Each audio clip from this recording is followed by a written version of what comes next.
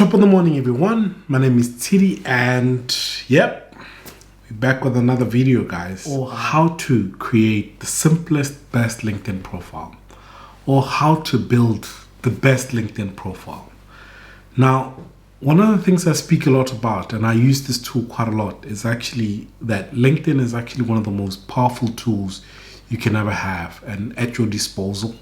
So please make sure that you use it. And make sure that you use all the free features that exist on LinkedIn, because it is one of the reasons why some of us have been able to get some of the jobs that we did. It's one of the reasons why we connect with some of the great people out there on LinkedIn, mainly because it is the one tool where there's a professional network that exists for you to be able to upskill yourself and learn a lot more from other people. Now, what I've got is I've got 10 points on how to optimize your LinkedIn and make sure that you have the best LinkedIn out there, or you have the best, simplest, well-designed LinkedIn profile any other person could ever give you. So number one, choose the right picture. So guys, when I talk about choosing the right picture, for example, is a picture like this, you can actually literally get your phone, put it out there, and then take a picture. Now, what I always advise people is that it is always easy to take a picture on your side. Most of the LinkedIn profiles, as you will see, a lot of people are actually on the side, especially if you actually got a professional photographer to actually take that. The simplest thing that you can ever do is to make sure that you get yourself a camera or get a friend, sit on the side, look straight to the camera, and then ask your friend to take a picture. This, for example, for me is the best way in which you can actually take a LinkedIn profile picture. It actually brings in a bit of an element of acceptance and allows people to connect with you a lot easier. So that's number one. Number two, choose a background photo. Now, I always tell people that your background photo is one of the most important things, and people do not use that photo enough. So for example, if you look at any of my pictures, like look at my LinkedIn picture right now, you'll see that there's a photo of me and my face. And then on the top here, there's a little free real estate that actually exists there. Some people can actually use that space for so many different things. Make sure that you choose a photo. You could actually choose or check with your marketing department first before you actually do this, and get a picture of whether it's a logo or anything of the company that you work for and just put it out there. Or you can just leave whatever message that you've got there. But make sure that you actually use that real estate, because then it also always makes your LinkedIn profile a bit more professional. It looks a lot more professional than if it's just a blank gray space that nobody's actually used. So please use that space quite well. Number three, demonstrate the results as well as the experience in your work history. Now, for a lot of people, what people tend to do is they tend to take their LinkedIn profile and put the most summarized version of their resume, where they'll just say talent acquisition, or they'll just say marketing manager, 2001 till 2015. They'll then say from there senior marketing manager, 2015 till 2017. Now, what people don't realize is that the information that you actually put there is extremely important for us recruiters to find what we're looking for. Now, for example, if you're actually a marketing manager that has focused that energy on digital strategy, or you've done digital, you've done employer branding, and you've done all these things, without that information that says marketing manager, my focus areas were digital strategy, this one, even if I search on LinkedIn, I will not find you, because there's nowhere in your LinkedIn profile where it states that you've done that job. So make sure that you actually put in to say marketing manager, 3 key responsibilities that you had in that particular area. What were the 3 things that you were doing that you think are critical for your next job? Forget what you were doing that is not critical for your next job. Your LinkedIn, you make sure that if, for example, you want to move into digital strategy as your next career, you highlight the 3 most important things that will be required for you to actually be able to be seen by recruiters that are looking for somebody with digital strategy. The achievements in your LinkedIn is to be able to say, I have, for example, I've done this digital strategy, that, 1, 2, 3. And then from there, achievements, you can even put achievements, launched the best digital strategy that was voted #1 in the country by XYZ. Make sure that you list some of those, because it already automatically starts telling me a lot more information about what you've learned. So by the time I start reaching out to you and making sure that I start getting all that information, I've already seen the information that's there, and it allowed me to already fall in love with your profile before I get to speak to you. Number 4, turn your summary into a story. Okay, so there is another part where it says about. Make sure that you take that information and you actually write a story about you. What is it that you love doing? Why do you love doing that? Once again, I'll go back to digital strategy. You now start telling a story about being a digital strategy marketer with years of experience doing this, with a love for this and that and that. You're already telling me a story of why I should actually start engaging with you. So make sure that you use that on LinkedIn on your summary. A lot of people have that blank and it doesn't tell anything about what they've done and what they love. All I'm saying is you're actually missing out on an opportunity to actually take people through your journey through that summary that you've got. That about space, it is extremely important. Please use it to your advantage, because not enough people are using it.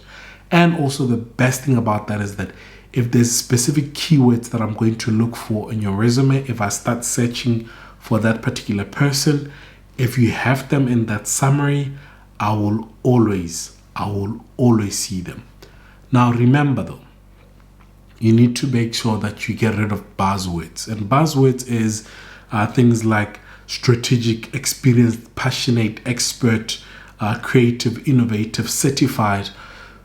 Simplify it. A simple story about what you've done, and make sure that the keywords that mean the most for your future job come up in that particular summary. Number 5, the most underrated thing ever is please grow your network.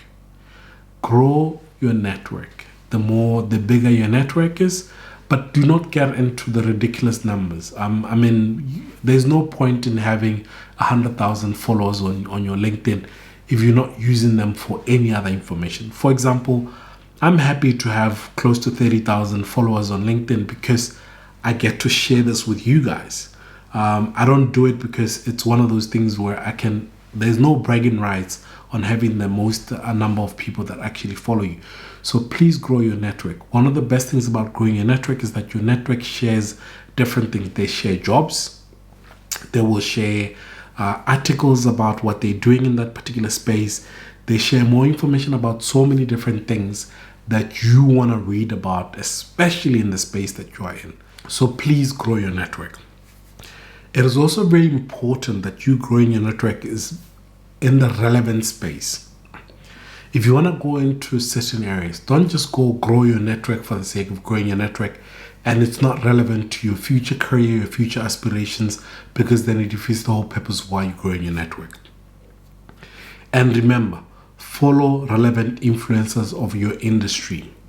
Now, what I always say about that is that they write different articles, they write opinion pieces, they share articles about the changes in that particular industry. I follow people in the talent acquisition space mainly because I learn a lot from them.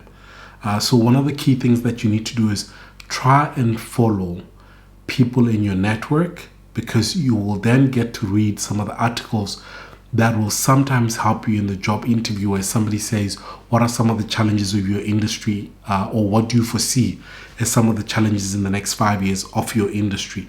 You need to be able to answer that question. Number 6, list your relevant skills. Now, guys, on LinkedIn, there's a portion of your on your LinkedIn where it allows you to actually put some of the skills.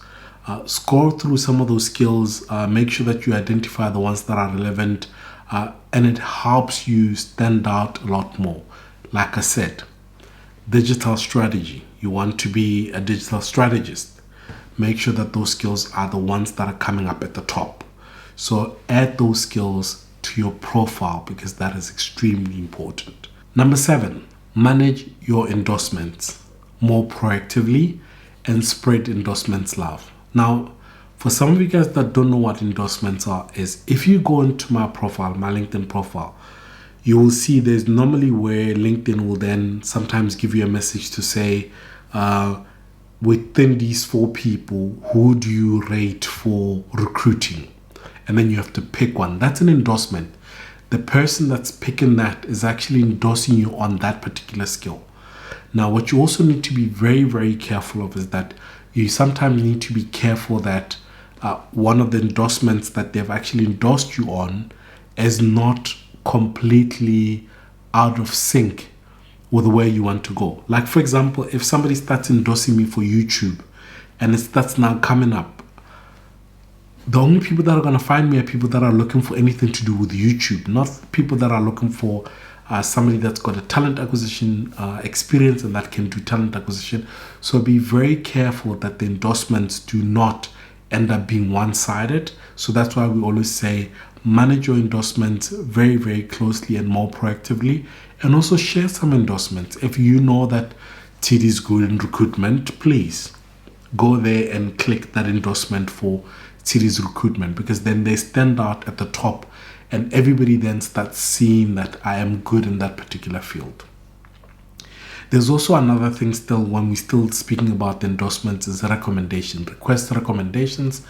Now, recommendations when somebody writes information about you. They can speak about the work that they've done with you. They can speak about the projects that you guys have worked together. So please make sure that you also have 1 or 2 recommendations about your talent acquisition space, some of the projects that you've done. It is very, very important because sometimes recruiters will go down into recommendations and see, I didn't see this when I was searching for it, but I saw it in somebody commenting on a recommendation for you, but you haven't highlighted it in your profile. So make sure that you do get some of those recommendations from some of the people, and also do give the recommendations. And please be honest, guys, when you do a recommendation. Number 8, showcase what you've been learning. Now, in my previous video that you'll see up here, some of you guys will remember that I did a video about, is LinkedIn Premium worth the cost? Now, as I mentioned in my video, one of the reasons why I keep LinkedIn Premium is because I actually get to literally learn so many different things.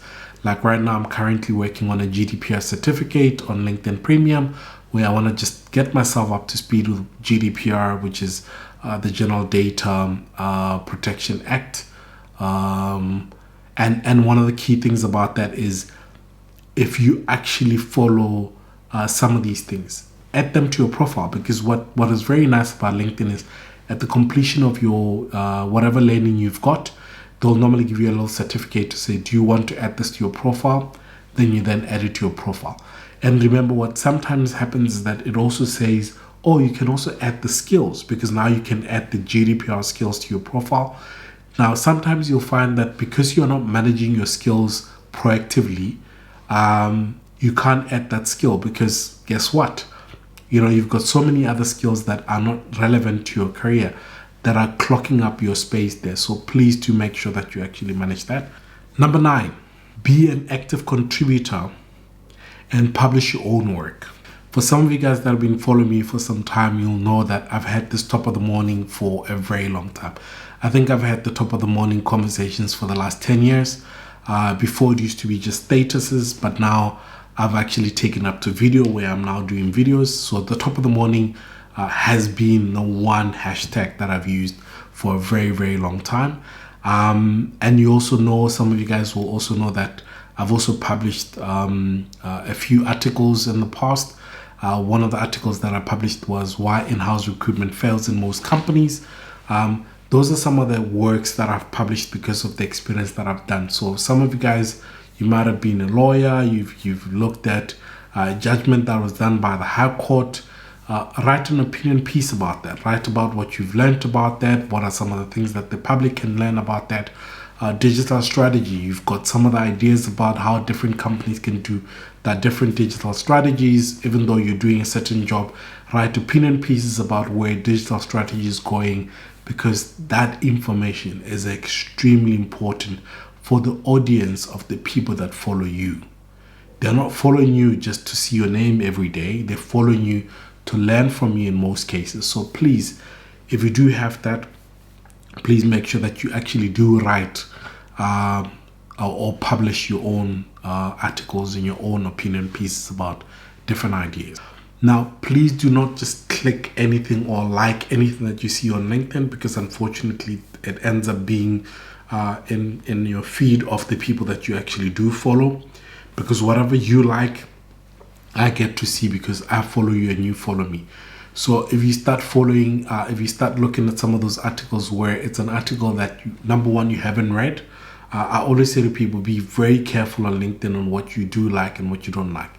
Before you click like on an article, regardless of what the title says, please make sure that you read what that article is saying. Because the problem that some people will find themselves in is the article says something opposite to what's written there. The article could be discriminatory, it could be saying horrible things about a certain group of individuals or whatever it is. Please make sure that you read the articles and you understand that the moment you click like, because you're normally supporting that particular opinion piece, that you actually know exactly what's written in that article before you click like on it. The last one, if you're on the market, there's always this beautiful green thing that comes up on people's profile that says ready to work. Try and share your contact information on your profile. Information that's easy to access, like your contact details, your telephone number. Under your summary, you can always put that to say, if you'd like to contact me, here's my contact details, here's my cell phone number. Please do not put information that's irrelevant there, which is your home address or this and that. Just put either your email address there. It is the easiest thing that you can ever have. Just put email address and then leave it there. Make sure that you make it easy for the person that's trying to get hold of you, especially if you're on the market and looking for a job. Once again, Top of the Morning with Tshidi, and looking forward to seeing you guys in the next video. And those are the top 10 things you need to do in order to optimize your LinkedIn profile.